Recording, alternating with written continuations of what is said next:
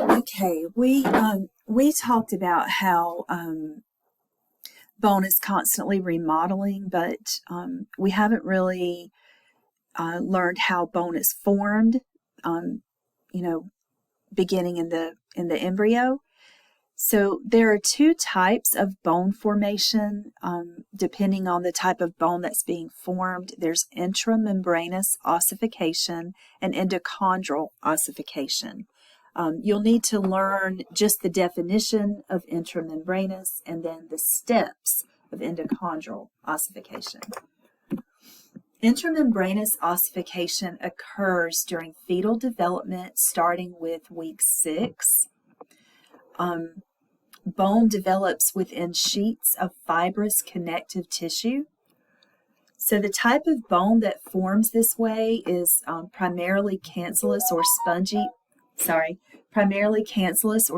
bone.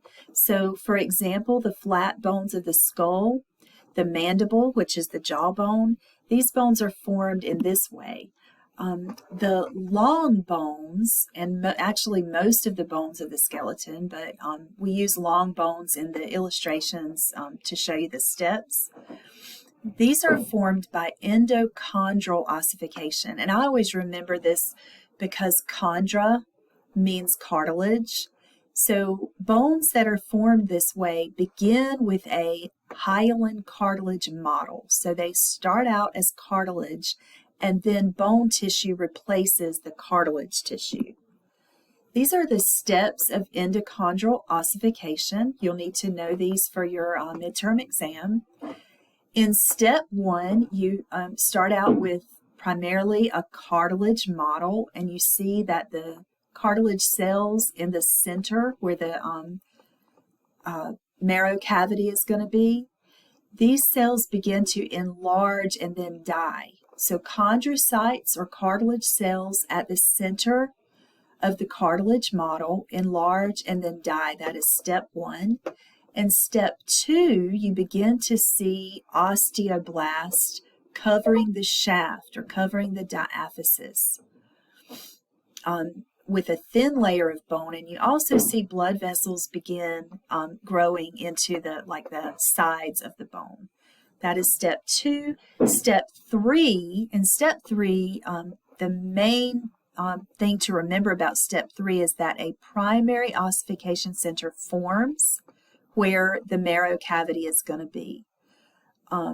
And blood vessels invade that cavity, invade that primary ossification center. So they move from the outside into the middle of the diaphysis. In step 4, bone of the diaphysis or shaft begins to thicken, and then the cartilage near each epiphysis is replaced by shafts of bone. So you begin to see bone tissue growing kind of at the edges of the epiphyses and forming epiphyseal cartilage, which we also call the epiphyseal plate. In step 5, you see secondary ossification centers in the epiphyses.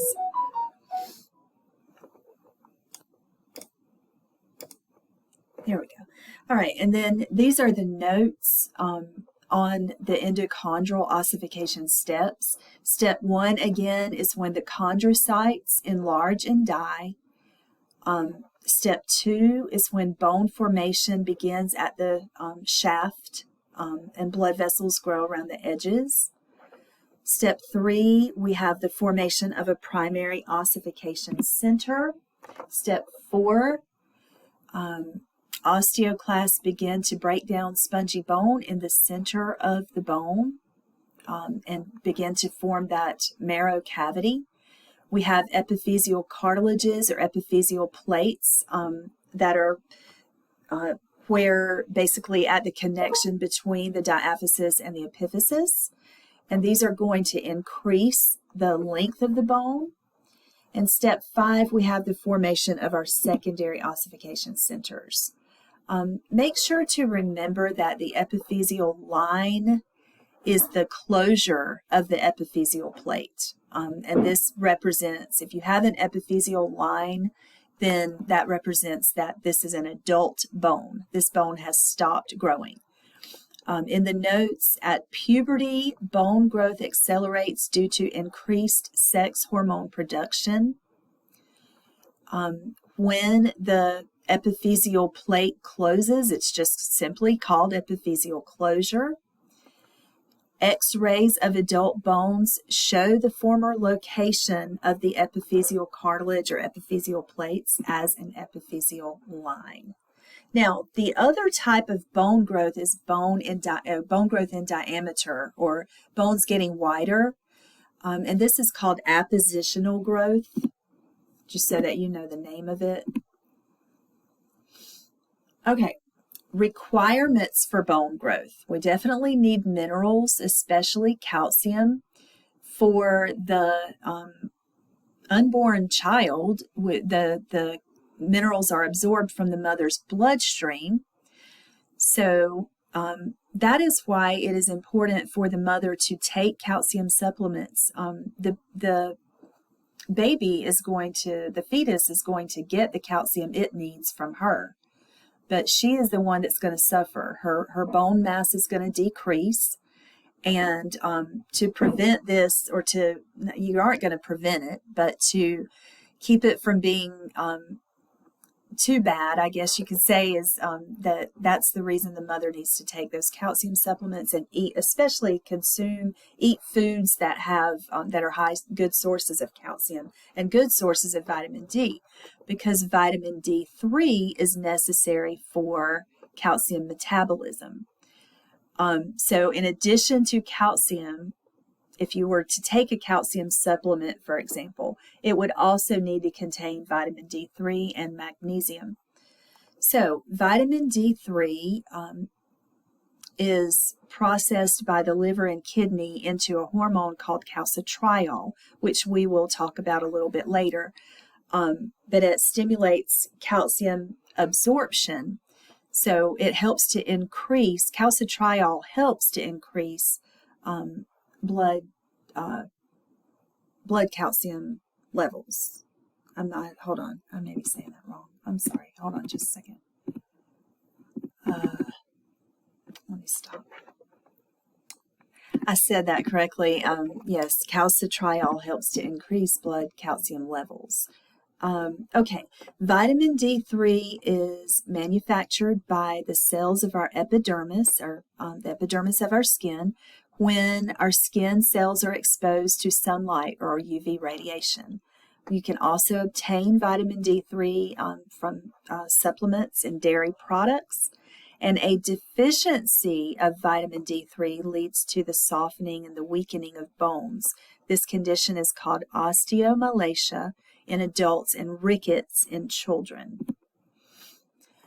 Vitamin A and C are also needed for supporting the osteoblast, which, as we learned, produce new bone matrix.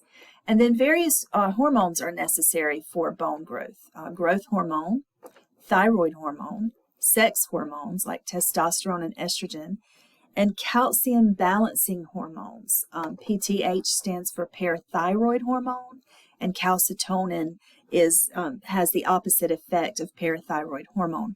We actually have a section in a little bit within this chapter that discusses the effects of PTH and calcitonin. Calcitonin is produced by the thyroid gland, whereas PTH is produced by the parathyroid gland. And PTH raises blood calcium levels, whereas calcitonin lowers blood calcium levels. So that kind of insinuates that blood calcium levels are extremely important, and we will begin learning about how and why in chapter 7, because blood calcium levels are necessary, the proper levels of calcium in the blood is necessary for muscle contractions and then also for nerve impulses. So you can have serious problems when you don't have enough calcium in your blood, or when you have too little. Either condition can cause serious problems with muscle contractions and nerve impulses. So again, PTH, parathyroid hormone, raises blood calcium levels. Calcitonin lowers blood calcium levels. And then something else is that PTH works alongside calcitriol, which remember is produced from vitamin D3 by the liver and the kidneys. Okay, so a lot to remember, I know. Checkpoint questions. How could x-rays of the femur be used to determine if a person had reached full height? If there's an epiphyseal line rather than an epiphyseal plate, the epiphyseal line would indicate that the person was full grown. Number 9, a child who enters puberty several years later than the average age is generally taller than average as an adult. So I even see this with my son. He's 14, and I mean, he's entered puberty, but I wouldn't say that he entered puberty early, or that, you know, that puberty is seems to be a little late with him. But and he's already tall. He's almost 6 foot tall now, but it does seem like he's got quite a bit of growing left to do. And x-rays have showed that also. He's had a few x-rays because of broken bones, broken finger, and had an x-ray because he had a pitcher's elbow because he plays baseball. But anyway, the point being that later puberty, a lot of times we'll see a lot more growth. And that is because they're already going to be growing a little bit before puberty, but then puberty produces that surge in testosterone or estrogen, or both, really. And that if that occurs later, they're going to grow even taller, you know, so that's the reason. Pregnant women are given calcium supplements and encouraged to drink milk, because the baby is basically taking calcium from their skeleton and they're losing bone mass. Remodeling is the process that recycles and renews bone matrix. The role of osteoclast is to remove that bone matrix and to raise blood calcium levels, and the role of osteoblast is to continually build bone matrix, which would lower blood calcium levels. Bones that are heavily stressed, meaning, I guess, ones that we use more, that we exercise more, are thicker and stronger. So basically, this is important that you know that regular exercise is important to maintaining healthy bones and keeping our bones thick and strong. Now, I told you that bones are constantly being broken down and rebuilt or remodeled. So the rate is a lot slower, of course, than the rate that at which we replace our skin cells. So in young adults, nearly 1/5 of the skeleton is recycled and replaced each year. And what that would mean is it would take 5 years to completely recycle and replace or remodel the entire skeleton for young adults. And it's slower as you get older. Now, calcium. Calcium is the most abundant mineral in the body. It's extremely important for bones, for muscle contractions, for nerve impulses. Calcium is just an extremely important mineral. 99% of calcium in our body is deposited in the skeleton, and it shifts between the skeleton and our blood. So we have calcium ions dissolved in our blood, and then the calcium in our skeleton is in the form of calcium phosphate, which is a compound. It's actually a type of salt. It's a calcium salt.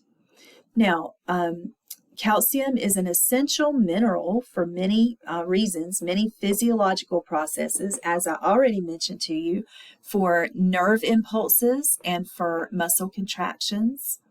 And then you have PTH and calcitonin mentioned down here at the bottom. Calcium balance in bone and blood is regulated by these 3 hormones: PTH, or parathyroid hormone, produced by the parathyroid glands, and calcitriol, which of course we talked about how that hormone is produced from vitamin D3.